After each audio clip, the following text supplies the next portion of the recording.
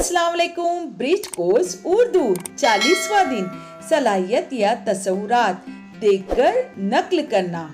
आओ मालूम करें। इस सरगर्मी के जरिए मौलिम तलबा को सबसे पहले हर्फ लिखने की हिदायत देंगे।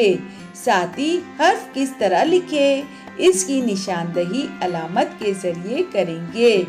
इससे 2 सतर हाथ फेरते हुए बाद में नक्ल करते हुए लिखने के लिए हिदायत देंगे, है ना। नक्ल करने में यहाँ पर आपको क्या है, किसी चीज के जो लिखा हुआ है उसकी की आपको नक्ल करना है।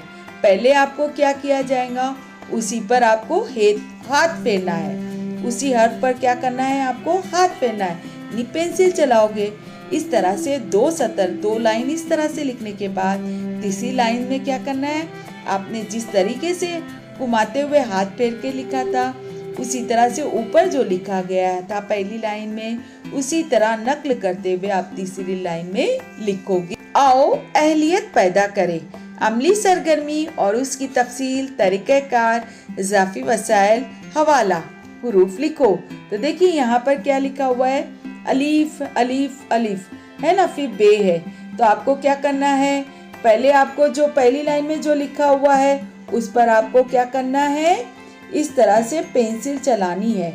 जिस तरह से लिखा हुआ है उसी शेप में आपको चलाना है ना। और फिर बाकी जो खाने खाली है वहाँ पर आपको उसी तरह से लिखना है। यानी आपको क्या करना है, नक्ल करना है। जो ऊपर लिखा हुआ है उसी को देखकर नक्ल करना है। नक्ल करना है यानी हूबहू वैसा ही लिखना है नीचे आपको। आओ मश्क करें, देखो और लिखो, है ना। आपको क्या करना है, इसे देखना है और इसी तरह से लिखना है। देखिए पहले अलीफ लिखा है, उसके बाद आ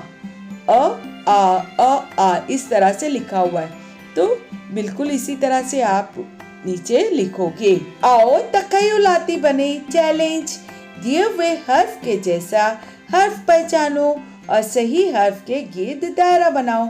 आपको क्या करना है, यहाँ पर हर्फ जो लिखा हुआ है चौकोन में वैसा हर्फ कहाँ आया है उसे पहचानना है और उसके गिर्द दायरा बनाना है।